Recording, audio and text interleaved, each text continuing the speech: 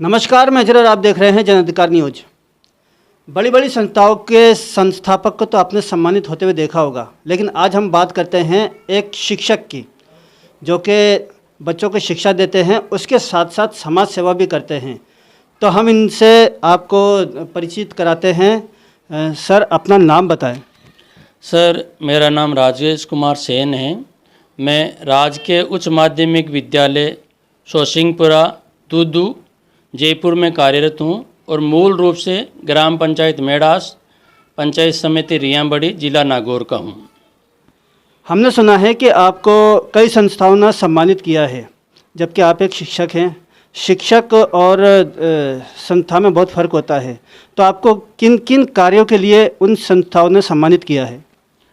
Sir, मैंने ज़्यादातर वही कार्य किए हैं जो बच्चों को शिक्षा को प्रेरित करें, बच्चों की शिक्षा में रुचि हो और ज़्यादा से ज़्यादा बच्चे शिक्षा की ओर जुड़ें, इससे संबंधित ही मैंने कार्य किए हैं। और हमने देखा है कि आपको कई सम्मानित पत्र मिले हैं। इसमें कौन कौन से ऐसे सम्मानित पत्र हैं जो बड़ी संस्थाओं ने आपको दिए हैं?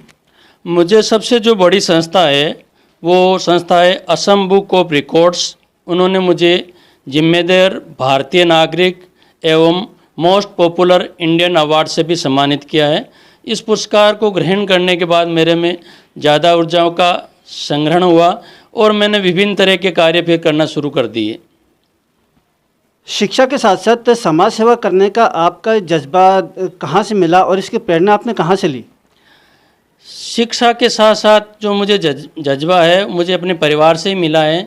मेरे पिताजी, मेरे बड़े भैया और मेरे ससुर जी और मेरी पत्नी, यहाँ तक कि हम सारा का सारा परिवार समाज सेवा से जुड़े हुए हैं। ये सारे परिवार से ही है जो मुझे ये समाज सेवा की प्रेरणा मिली है, क्योंकि मैं 24 घंटे बच्चों के प्रति समर्पित रहता हूँ। और इसी कारण से जब मैंने महसूस किया कि सरकारी विद्यालय की जो छात्र है वो निजी विद्यालय के छात्रों को जब टाई, बेल्ट और पहचान पत्र पहन के विद्यालय में जाते हुए देखते हैं तो अपने आप को हीन भावना से ग्रसित समझते हैं। तो मुझे भी इसका फील हुआ और मैंने भामाशाहों के सहयोग से बच्चों को निःशुल्क पहचान पत्र बनवाए, निःशुल्क टाई, निःशुल्क बेल्ट दिलवाए और अन्य जो शैक्षणिक सामग्री है वो बच्चों को दिलवाए।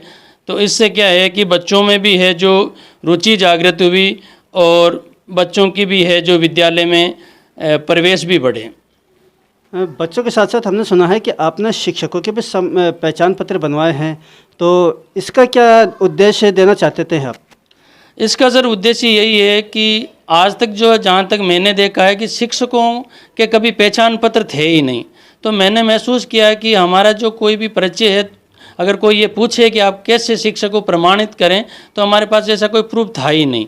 तो मैंने अपने विद्यालय के पहचान पत्र बनवाए और इसके अलावा जो मेरे आसपास के जो विद्यालय हैं, जैसे राजकीय उच्च माध्यमिक विद्यालय खेड़ीराम, राजकीय उच्च माध्यमिक विद्यालय आकोदा, राजकीय उच्च माध्यमिक विद्यालय शाहदुलपुरा, मैंने जितने भी कार्य अपने विद्यालय में करवाए हैं उतने ही कार्य इन विद्यालयों में भी करवाए हैं, ताकि धीरे धीरे सभी विद्यालय इस चीज़ को देखें और उनको महसूस हो कि भी अच्छा कार्य करने से बच्चों में भी रुचि बढ़ती है और अध्यापकों को भी इसमें है जो अच्छा लगा कि भाई हमारे भी पहचान पत्र बने।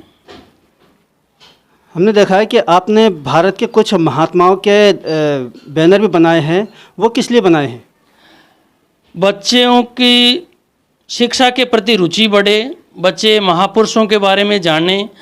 इस कारण से मैंने ये सोचा कि भी अगर छोटे छोटे बैनर बना के विद्यालय की कक्षाओं के बाहर अगर लगाए जाएंगे तो बच्चा जब बार बार उनका देखेगा, जैसे महात्मा गांधी के बारे में अंग्रेजों भारत छोड़ो, तो जब बार बार पढ़ेगा, महात्मा गांधी की फ़ोटो देखेगा, रविंद्रनाथ टैगोर, सुभाष चंद्र बोस, अब्दुल कलाम आज़ाद, झांसी की रानी लक्ष्मीबाई, भगत सिंह, चंद्रशेखर आज़ाद, इनसे संबंधित मैंने जो भी इनके महान विचार थे उन महान विचारों के साथ साथ उनकी जन्म तिथि, उनकी निधन की तिथि और उन्होंने जो महत्वपूर्ण कार्य किए वो भी है जो मैंने बैनर अपने विद्यालयों में लगवाए हैं, ताकि बच्चे उसको बार बार देखें और ये समझे कि भाई ये जो हमारे महान पुरुष है, हम इनसे क्या क्या शिक्षा ग्रहण कर सकते हैं, और ये आने वाली प्रतियोगी परीक्षाओं के लिए भी उनके लिए ज़्यादा अच्छा रहेगा। लॉकडाउन में बच्चों की पढ़ाई जहां प्राइवेट स्कूलों में ऑनलाइन हो गई थी, लेकिन सरकारी स्कूलों में बहुत से बच्चे ऐसे गरीब होते हैं जिनके पास मोबाइल नहीं होते, उनकी पढ़ाई ऑनलाइन नहीं हो सकी। तो लॉकडाउन के बाद के उसके लिए आपने कुछ किया?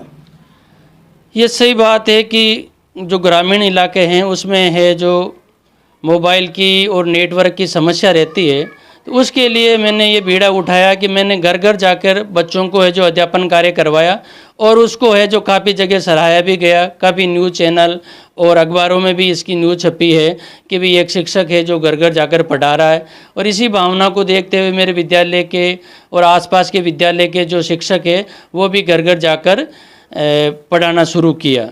और इससे क्या है कि जो बच्चे घर बैठे एक तरह से निष्क्रिय हो गए थे, तो उनको धीरे धीरे है जो वापस पढ़ाई की ओर जुटे।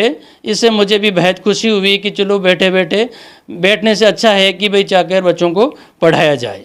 आपने जो स्कूलों में जो सामग्री होती है, सरकारी सामग्री जो होती है, जो काफ़ी खुर्द हो जाती है, लेकिन आपने उसको संग्रहालय करने के लिए एक बीड़ा उठाया है और कई स्कूलों में आपने इसको किया है, तो इसके पीछे आपकी क्या भावना है? राजकीय दस्तावेज एक महत्वपूर्ण दस्तावेज है। इसका जीर्ण शीर्ण होने से आने वाले वर्षों में बहुत लोगों को परेशानी होती है। उसका सबसे बड़ा उदाहरण ये है, मेरा एक मित्र हैं अजय कुमार जी कानोड़िया, ग्राम बिचून के। उनके पिताजी 90 साल के हैं और उनकी सेवा पुस्तिका जीर्ण शीर्ण होने से उनके जो 7वें वेतन आयोग का जो फिक्सेशन है वो बहुत परेशानी के साथ हुआ।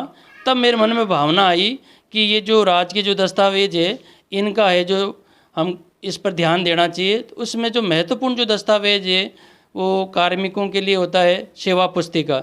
सेवा पुस्तिका एक ऐसा दस्तावेज है जो व्यक्ति के सेवा उपरांत और सेवा में भी काम आता है, क्योंकि पेंशन से संबंधित जो भी कार्य होता है वो इसी पर होता है।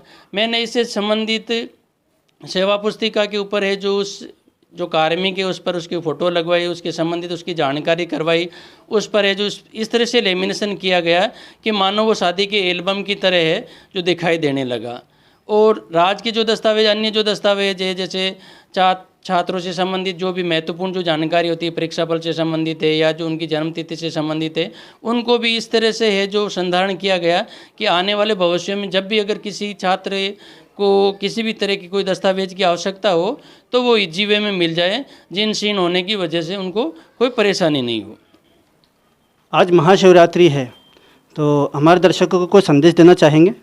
महाशिवरात्रि के उपलक्ष्य में मैं यही कहूँगा कि भाई जैसा है जो शिव का जो संदेश है वो उसी की पालना करें, और महत्वपूर्ण जो कोरोना काल चल रहा है सरकार की जो गाइडलाइन है उसका पालना करें, और मंदिर वगैरह जहाँ भी जाएं या उसमें मास्क का प्रयोग करें।